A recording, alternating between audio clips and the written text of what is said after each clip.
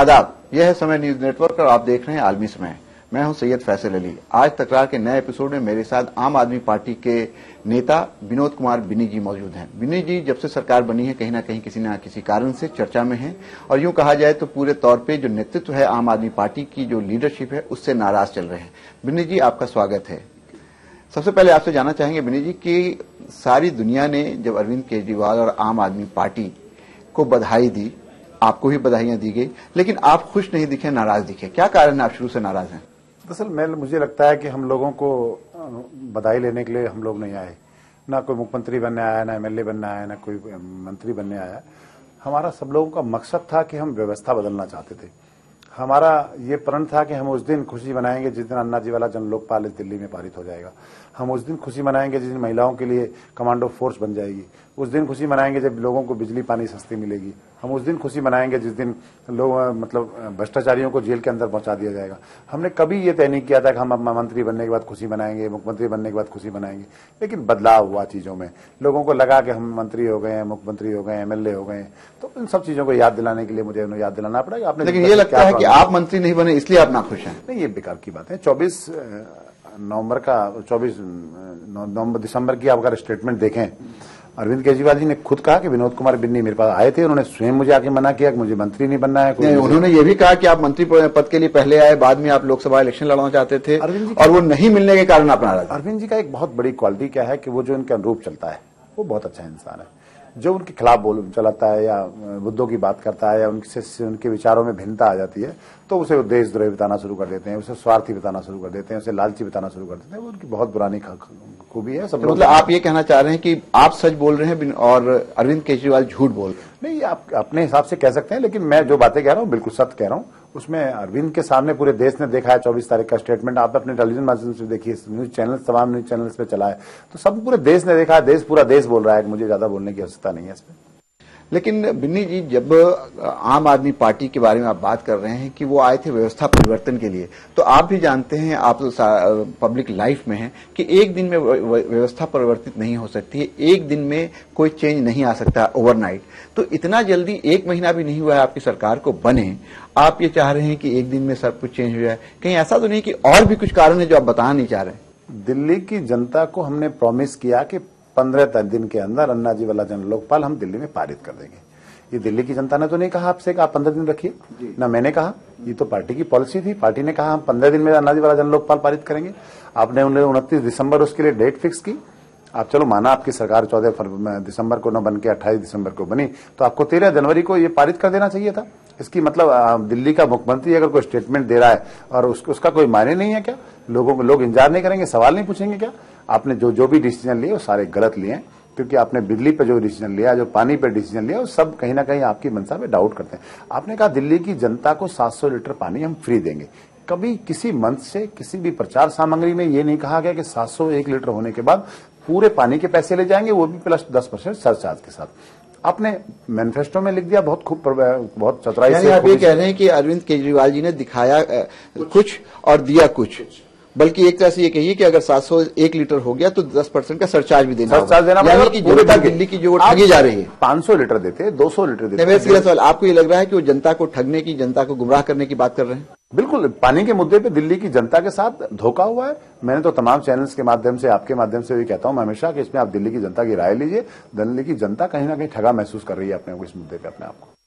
चलिए, आप अगर इन दो चीजों को हटा दें, बिजली और पानी, और भी बहुत सारी चीजें हैं, जिस तरह से व्यवस्था परिवर्तन की बात आपने की, उसी चीज की तरफ कहीं ना कहीं अरविंद केजरीवाल भी इशारा कर रहे हैं। और अभी जो उन्होंने कुछ दिन पहले धरना दिया था, वो भी कहीं ना कहीं उसी तरफ एक कदम था, लेकिन आपने उसका भी विरोध किया। दरअसल मैं बता दूं कि मुझे अच्छा लगता है अरविंद केजरीवाल जी उस दिन धरना देते जिस दिन विदेशी महिला के साथ गैंगरेप हुआ। लेकिन दुर्भाग्य रहा कि उन्होंने उस दिन धरना दिया जिस दिन उनका मंत्री किसी मुद्दों में फंस गया। उस सब चीजों को दबाने के लिए मैंने एक प्रेस कॉन्फ्रेंस करके लोगों को ये कहा कि भाई ये तमाम मुद्दे जो दिल्ली की जनता से आपने प्रॉमिस किया उनको पूरा कीजिए।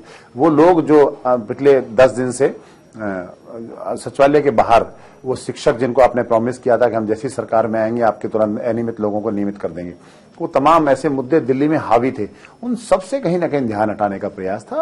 उसमें यानी आप ये कह रहे हैं कि अभी जो अरविंद केजरीवाल का जो अनशन था, पुलिस को लेकर के और जो सोमनाथ भारती का जो प्रकरण हुआ उसको लेकर के, वो कहीं ना कहीं अपनी विफलताओं को छिपाने का एक बिल्कुल ये वास्तविकता है कि अपनी जो विफलताएं जो हमने दिल्ली की जनता को प्रॉमिसेस किए उनको पूरा ना करने की वजह से उसे कहीं ना कहीं ध्यान भटकाने का एक तरीका था। लेकिन आपका ये अपना मानना है, आपके ऊपर ये आरोप लग रहा है बिन्नी जी कि कहीं ना कहीं आप किसी और की बात सामने ला रहे हैं और आपकी डोर किन्हीं और लोगों के पास है।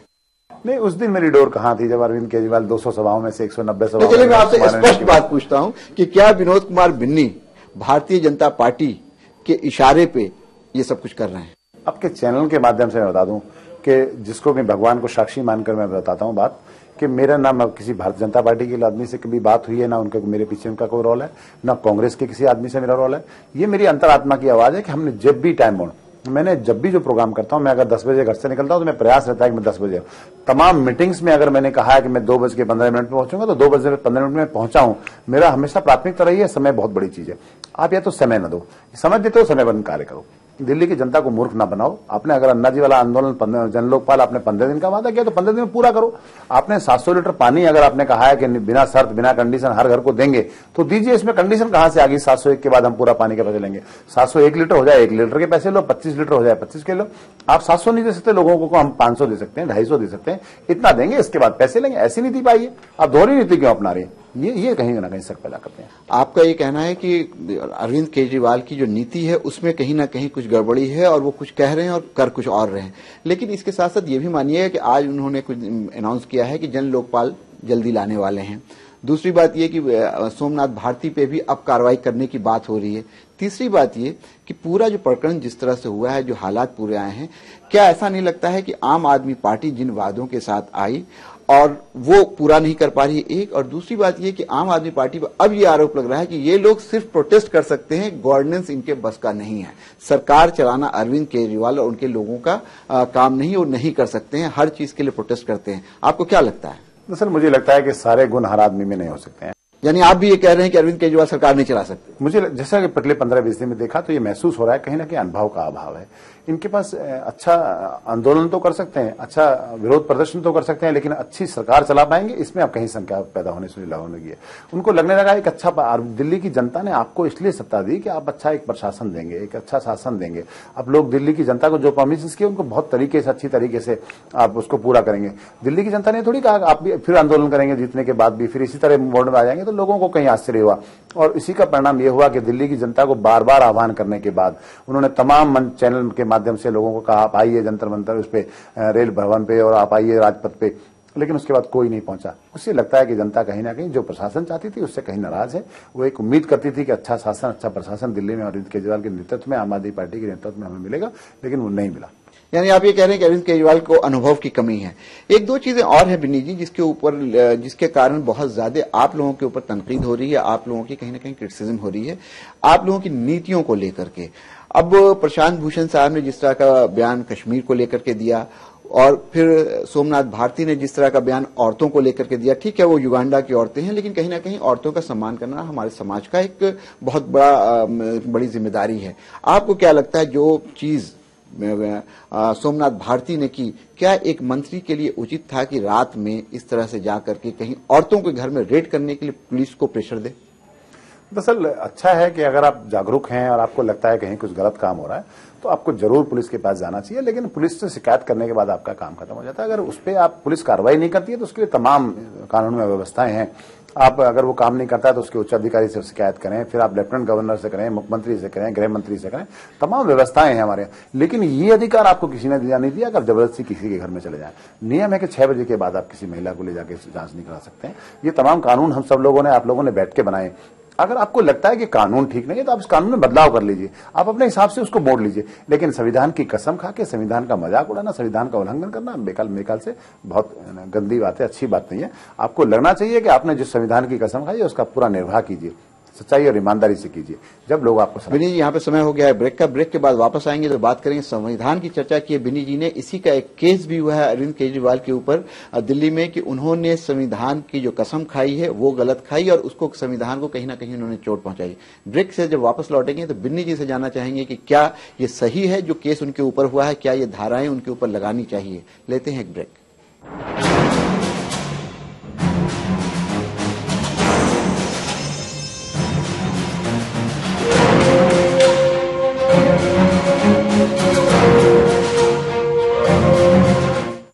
अक्सर जिंदगी के उतार चढ़ाव में सिमतें गुम हो जाती हैं। छोटी छोटी उलझनों को सुलझाने में सपने उलझ के रह जाते हैं, पर एक सही सिमत और थोड़ी सी मदद से जिंदगी फिर से संवरने लगती है। मेरा एक सपना था, एक खुला आसमान, और मैं उड़ान भरने को तैयार, पर जिंदगी को ये मंजूर न था। अब्बू बचपन में गुजर गए, माँ कपड़े सिल सिल के हम भाइयों को पढ़ाती रही। मेरी पढ़ाई बीच में ही रुक गई, पर मैंने कभी उम्मीद का दामन नहीं छोड़ा। फिर पता चला हुकूमत हिंद की जानिब से अकलियती तबके के वसाइल से आरी होनहार बच्चों को 12वीं के बाद कोई प्रोफेशनल या तकनीकी कोर्स ज्वाइन करके तालीम मुकम्मल करने के लिए स्कॉलरशिप मिलती है। आज मेरा अपना ऑटोमोबाइल वर्कशॉप है। मैं आज इस काबिल बन गया हूँ कि अपने जैसे ही बच्चों की मदद कर सकूँ। ये धरती अंबर चांद और सूरज गगन चमकती तारे, हम जो चाहे वो हो जाए, आप बनेंगे तो बनेगा हिंदुस्तान।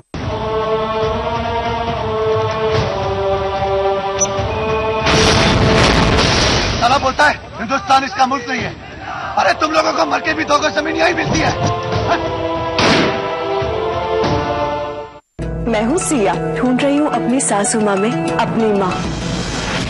कर्म और दायित्व के बीच अपने अस्तित्व को तलाशती मैं नहीं आती।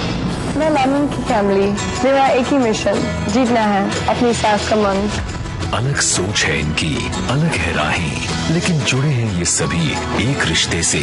देखिए आखिर बहू भी तो बेटी ही है रात 9 बजे। रिश्तों के भवन में उलझी नियति रात 9:30 बजे। फिरंगी बहू रात 10 बजे, हर सोमवार से शुक्रवार सहारा 1 पर।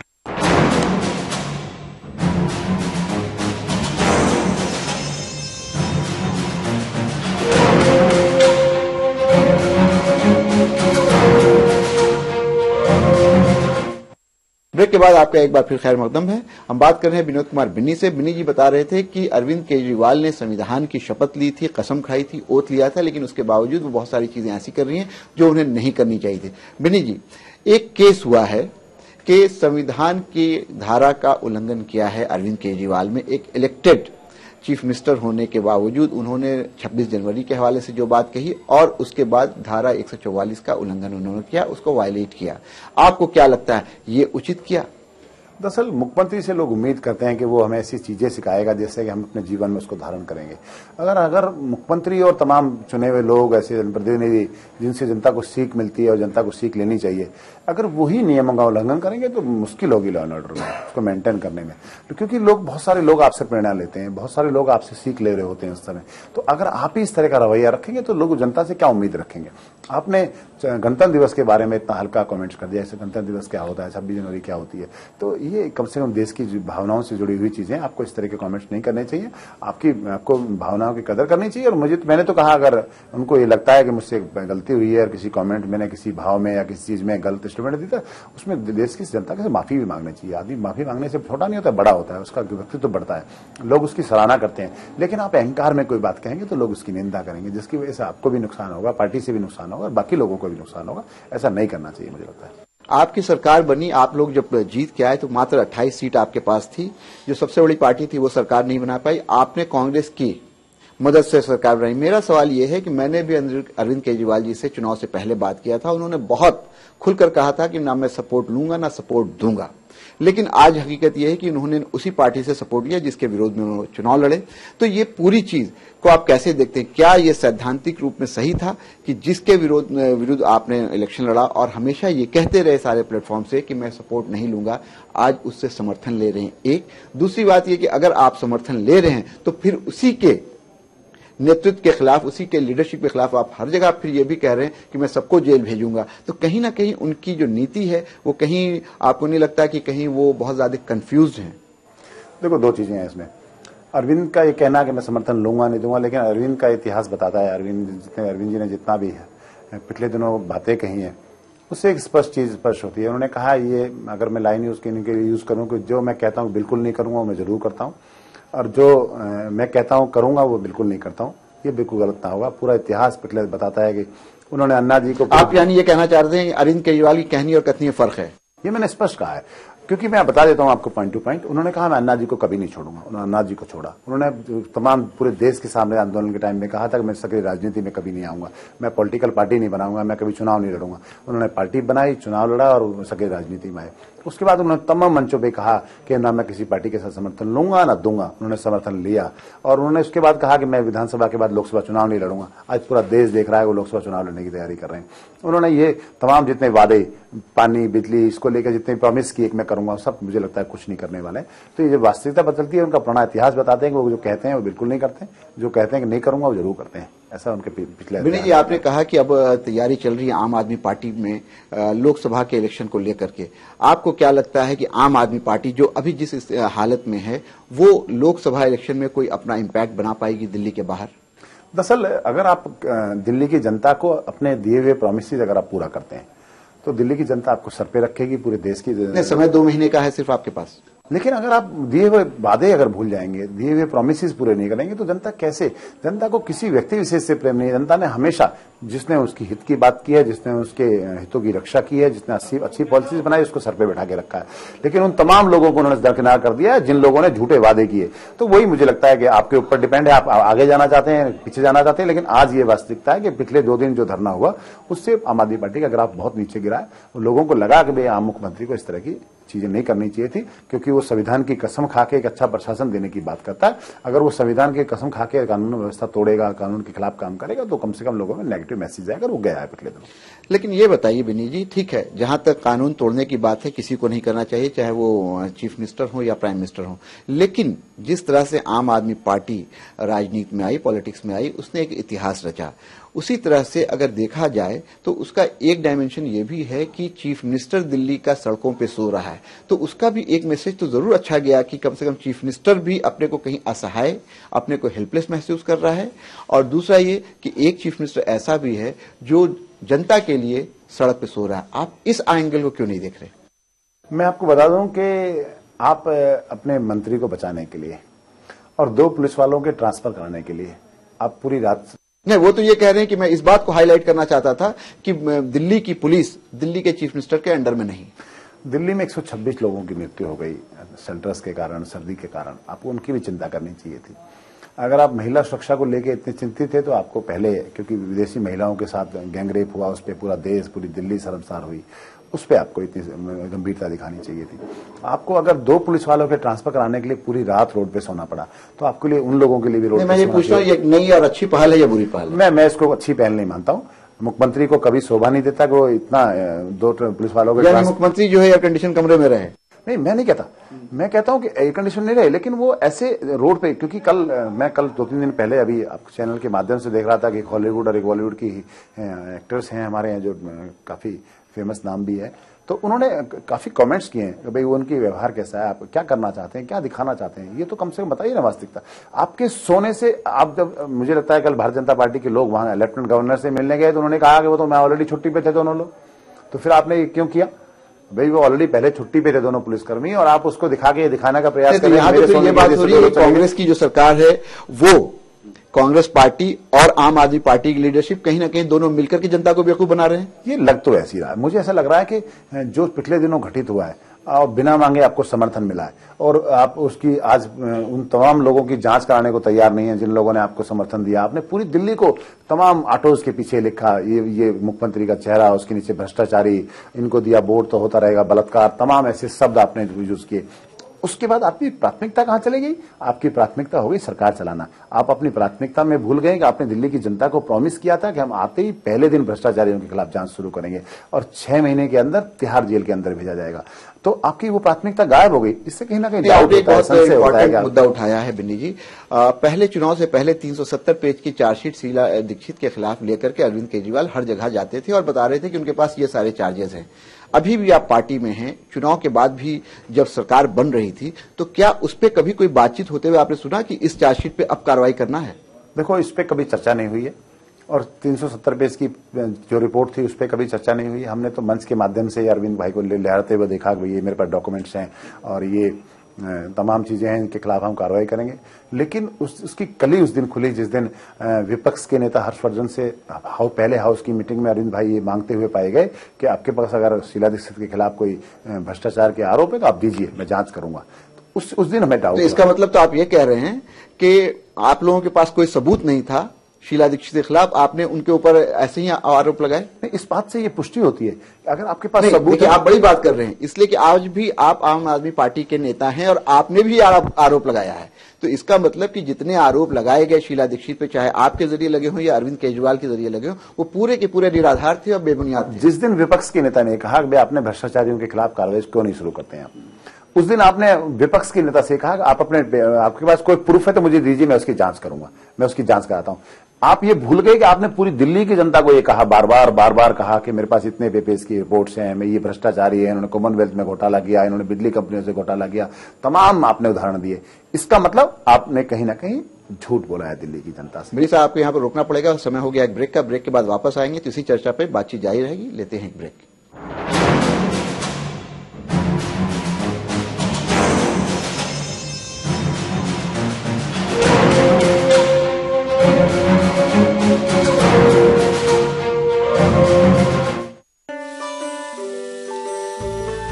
उंगली के इशारे से चले दुनिया प्यारे, काम चाहे जो भी हो यही काम आए, बिन बोले ही हर बात कहे जाए, जिंदगी एक चुटकी में आसान बनाए, आसान बनाए।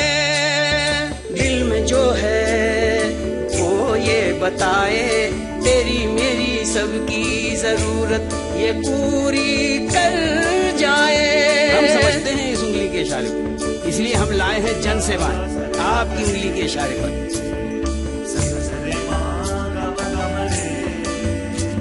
अरे उंगली के इशारे से चले दुनिया प्यारे, काम चाहे जो भी हो यही काम आए। बस कॉमन सर्विसेज सेंटर पहुंचिए और बनाइए अपनी जिंदगी आसान एक उंगली के इशारे से।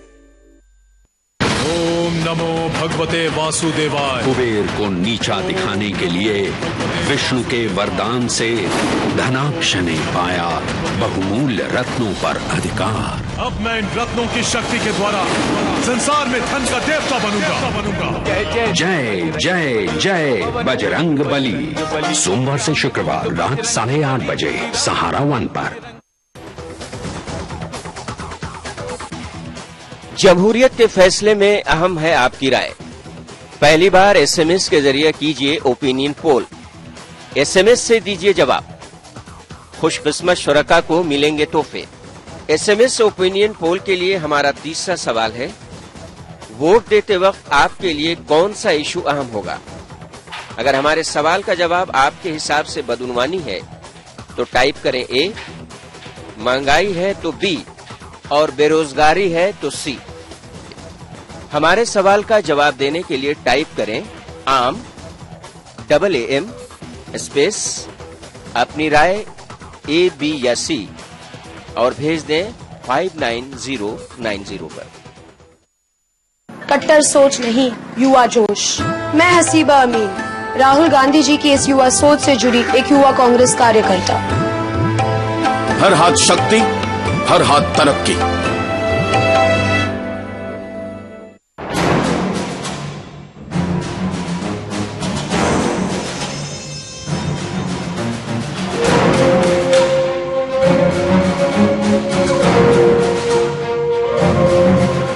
ब्रेक के बाद आपका एक बार फिर खैर मकदम है। विनोद कुमार बिनी जी ये बता रहे हैं कि जितनी इनको उस वक्त बहुत ताज्जुब हुआ जब फ्लोर पे डॉक्टर हर्षवर्धन से अरविंद केजरीवाल ये कहते हुए सुने गए कि आपके पास अगर कोई सबूत है शीला दीक्षित के खिलाफ तो मुझे दीजिए, मैं उनके खिलाफ कार्रवाई करूंगा। इसका मतलब ये हुआ कहीं ना कहीं पूरे तौर पे आम आदमी की जो लीडरशिप है उसने जनता को धोखे में रखा, गलत बयानी की और गलत बात कहकर के चुनाव लड़े और चुनाव जीत के आए। बिनी जी, आज भी आप आम आदमी पार्टी में हैं, आप इस्तीफा क्यों नहीं देते? सर, इस्तीफा देने का सवाल नहीं पैदा होता है। ये पार्टी किसी व्यक्ति नहीं, आप सारे आरोप लगा रहे हैं, आप खुद देख रहे हैं कि इस पार्टी की कहनी और कथनी में फर्क है। इस की जो लीडरशिप है, टॉप लीडरशिप, अरविंद केजरीवाल या सोमनाथ भारती, जो लोग भी ये सारे गलत काम कर रहे हैं जैसा आप बता रहे हैं, तो ऐसी स्थिति में फिर आप पार्टी में क्यों, आप इस्तीफा क्यों नहीं देते? दरअसल मैं बता दूं कि पार्टी किसी व्यक्ति विशेष की नहीं है। ये पार्टी हम सब लोगों की खून पसीने से बनी है। किसी ने ज्यादा काम किया है, किसी ने कम किया है, किसी ने ज्यादा किया होगा तो हमने थोड़ा बहुत हमने भी किया होगा। हमने भी पिछले 7, 8, 9 साल महीने का अपना पूरा संघर्ष 10 साल का पॉलिटिकल जीवन इस पार्टी को दिया है।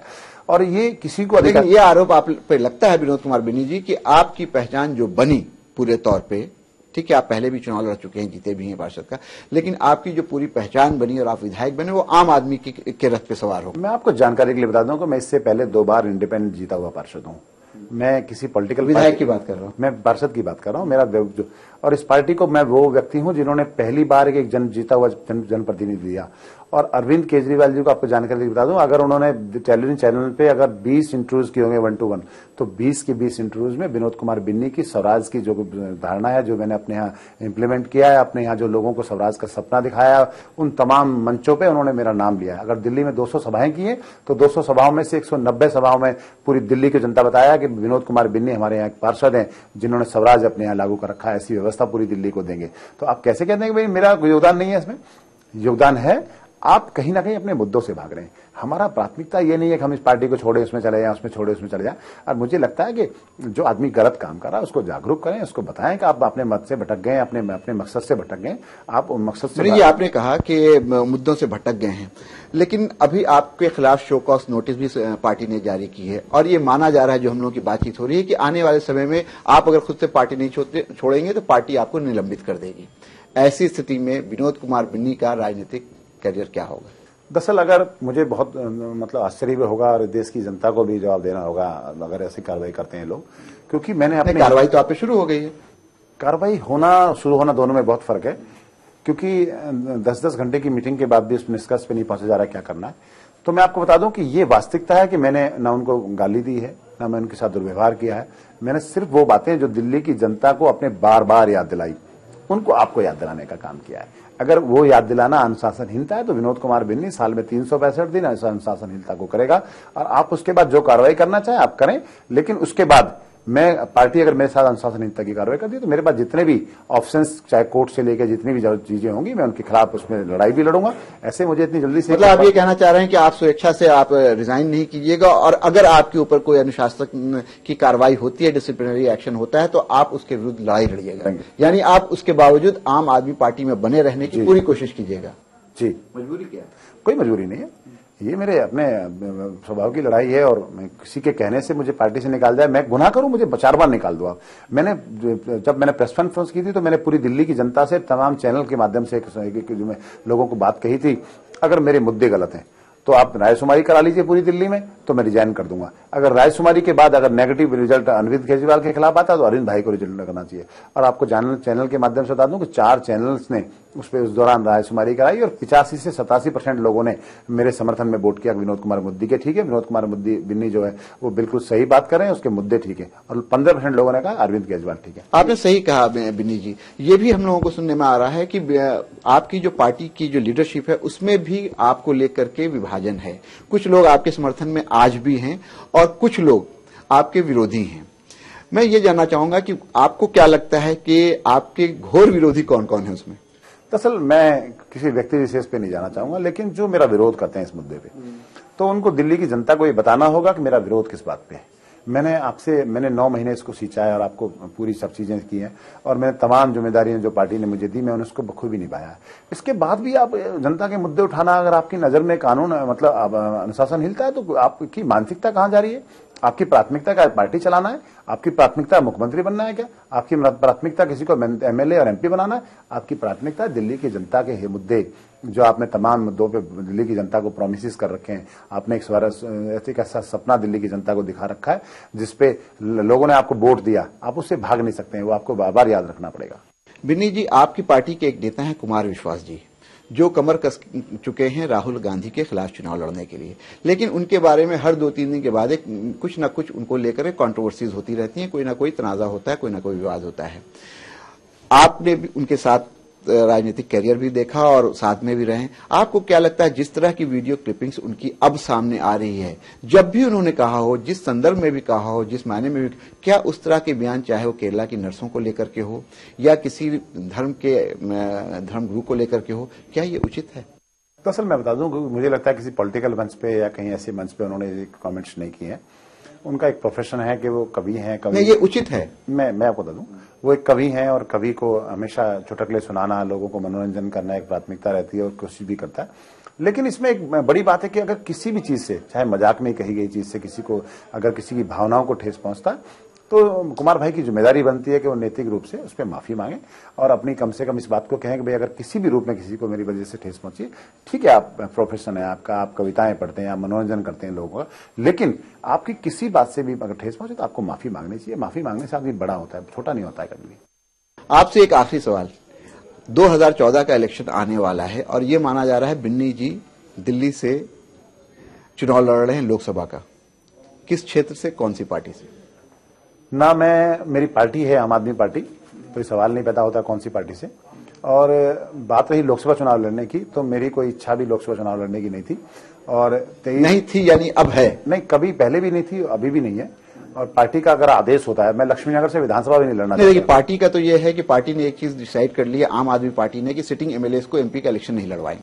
ये भी झूठ बोला है अरविंद जी ने, ये भी झूठ बोला है। और उसके अगले दिन योगेंद्र यादव ने एक प्रेस कॉन्फ्रेंस की थी मेरे कॉन्फ्रेंस के बाद, तो उन्होंने कहा था कि ऐसा कहीं डिसीजन नहीं हुआ है, कोई मीटिंग नहीं हुई है कि ये तो यानी ये बात भी जो अरविंद केजरीवाल ने कही वो बात कही है, झूठ बोला। योगेंद्र यादव जी ने अगले दिन उसकी खंडन कर दिया कि ऐसी हमारी कोई मीटिंग नहीं हुई है, ये कभी तय नहीं हुआ है कि विधायक लड़ेंगे या नहीं लड़ेंगे। अरे हम तो चाहते हैं कि भाई लोग विधायक लड़ें, और ये कहीं किसी मीटिंग में तय नहीं हुआ है। अरविंद केजरीवाल ने अगर कहा तो उनका पर्सनल व्यू हो सकता है वो, तो ये योगेंद्र यादव अगले दिन अगली प्रेस कॉन्फ्रेंस में पूरे देश ने देखा है, सबके सामने स्पष्ट। यानी आप ये कहना चाह रहे हैं कि अगर आप चुनाव लड़िएगा भी पार्लियामेंट का तो आम आदमी पार्टी से लड़िएगा? नहीं, मेरी इच्छा नहीं है लड़ने की। और मैं आपको बता दूं कि मैं नॉमिनेशन भरा था तो सिर्फ संजय सिंह का 30 तारीख को मुझे फोन आया था कि अरविंद भाई ने बोला अपना नॉमिनेशन अभी इस दिल्ली से भर दीजिए। तो मैंने 1 तारीख को जाके उस बात की पुष्टि की पहले अरविंद जी से। अरविंद जी, संजय भाई का मुझे फोन आया था, मुझे उस पर क्या करना है, तो उन्होंने बोला आप हाँ जरूर भरिए, आप फॉर्म भर दीजिए। ना उससे पहले मेरी कभी उसको लोकसभा को लेकर बात हुई, जब हुई थी मैं पहली बार जब विधानसभा लड़ा था उस समय 5 मिनट बात हुई थी, ना उसके बाद कभी बात हुई। पार्टी अगर कोई पार्टी को लगता है मुझे किसी पद पर लड़ना चाहिए तो मैं लड़ने के हमेशा तैयार रहता हूं, क्योंकि मैं लक्ष्मीनगर में नहीं लड़ना चाहता था। अरविंद केजरीवाल ने अपने घर बुला के मुझे खुद कहा कि आपको लक्ष्मीनगर से चुनाव लड़ना कि पार्टी के लिए हित में है, तो हमने लड़ा। लेकिन मुझे बीच में भी लगा कि उन वॉलंटियर्स के साथ अहित हो रहा है, उनके साथ नाइंसाफी हो रही है, जिन्होंने काम किया है, जिन्होंने पार्टी को खड़ा करने में संघर्ष किया है। तो मैंने बीच में लिखित में भी उनको एक चिट्ठी दी थी कि भाई मुझे लगता है कि उन लोगों का कहीं ना कहीं हितों की हरण हो रहा है कि आप मुझे चुनाव नहीं लड़ना चाहिए। तो उसके बाद पार्टी ने कहा आपको लड़ना है तो मैं लड़ा। मेरी प्राथमिकता चुनाव लड़ना नहीं है। नाज़रीन, अभी आप बातचीत देख रहे थे विनोद कुमार बिन्नी जी से। इन्होंने बहुत साफ शब्दों में ये कहा है कि वो अभी भी आम आदमी पार्टी के अनुशासित सिपाही हैं, वर्कर हैं और उसी के साथ रहना चाहते हैं। इस बात का जवाब उन्होंने साफ तौर पे नहीं दिया है कि वो अगला चुनाव किस पार्टी से लड़ेंगे, लेकिन यहां भी इन्होंने अपना ऑप्शन ओपन रखा है कि अगर पार्टी चाहेगी, यानी आम आदमी पार्टी चाहेगी, तो वो पार्लियामेंट का इलेक्शन भी लड़ सकते हैं। आज तकरार में बस इतना ही। मुझे इजाजत दीजिए। आदाब।